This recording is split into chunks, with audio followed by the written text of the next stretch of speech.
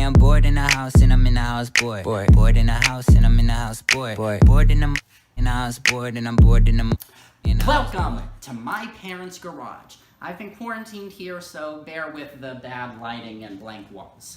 Anyways, let's talk about theater, or more specifically, what I believe its true purpose to be. But before we can dissect theater as a whole, let's dissect art as a whole. Follow me. Art. It's been around ever since humans had stories to tell, but early philosophers theorized that art's purpose was to correct the faults of nature by using the suggestions of nature itself. By humans deconstructing and then rebuilding different types of art, we get techniques like the art of weaving cloth and the art of architecture. There are countless types of art, but for the sake of time, I'm only going to be talking about two categories: major and minor. Like its name implies, minor arts are specific elements that, when combined with other minor arts, creates a major art for society. For example, the art of manufacturing paints, plus the art of manufacturing paint brushes, plus the art of canvas preparation, plus the art of color theory equals the art of painting. Knowing this to be true, we can then assume that there is a sovereign art that includes all the fields of action and concern of every art beneath it. This art is known as politics. You may be asking yourself, Nico, if politics addresses everything, surely there's no overall agenda of our elected leaders, right? Right? Wrong. Politics was established to correct the faults that men have by using laws that govern men in their totality. And, since it's the paramount art, it constitutes the highest, most influential good. We're going to put a pin in that and move back to theater, specifically Aristotle's concept of tragedy. Another jump cut. Anyways, Aristotle claimed that the artist must imitate men as they should be and not as they are. That's some pretty funky wording. Why imitate and not replicate? How can artists specify the difference? Who does Aristotle think he is? I'm not going to be answering any of these questions today, so instead I'm going to examine man himself, especially his soul. Now, Aristotle claimed that man's soul can be split into two parts, rational and irrational. Man's irrational soul is boring, consisting of basic activities like eating and walking. However, man's rational soul is exciting, and there's layers to it. Those layers are faculties, boom, passions, boom, and habits, boom. These are known as man's actions, and, like major and minor arts, combine to form man's purpose. For the sake of time, let's agree with Aristotle in saying that man's purpose is happiness, and to achieve happiness via the good of all his actions.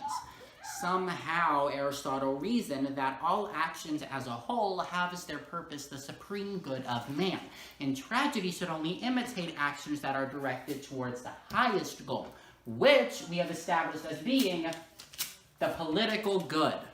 Once again, you may be asking yourself, Nico, clearly the political good is to benefit the society it governs, right? Once again, you're wrong. The political good is justice. But justice isn't about equality, it's about proportionality. Mainly the proportionality between the criteria of inequality in a society.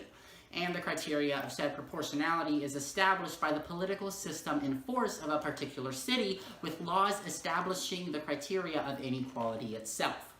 Now, since all tragedy must perpetuate only the political good, we can say that man can only be happy by obeying the laws put in place by the wealthy, free white men. Boom. Now we can finally delve into the realm of Greek tragedy and what its primary purpose is.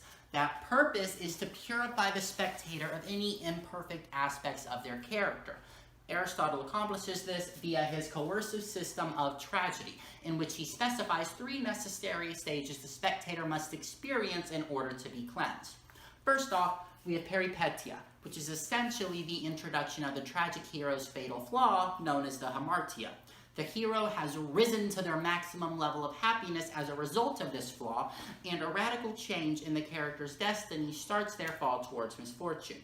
The spectator shares a similar enough flaw to the hero to empathize with them, and feels the same anxiety over the future as the hero does. Eventually, the character realizes his flaw and, through convenient exposition, reveals to the spectator why the flaw is not to be desired. This is the second stage, known as anagnorisis. This stage is necessary for the spectator to remain empathetic to the hero, and after the hero comes to terms with his own shortcomings, the third and final stage can occur, the catastrophe. This is the point in the tragedy in which the character suffers violent consequences as a result of his error, although he himself does not have to die. The spectator, terrified by the spectacle, is purified of his hamartia via catharsis. Now, this system is pretty bare bones and open to lots of interpretation, so for the sake of time, I'm only going to be explaining one of them. Hamartia versus the perfect social ethos. In this variation, two characters meet and destroy the other before an ethically perfect society. The spectator must now empathize with both characters, allowing the playwright to stimulate multiple flaws in society. This variation has proven popular with modern playwrights as it allows for interesting conflict between two people and not a person against all of society.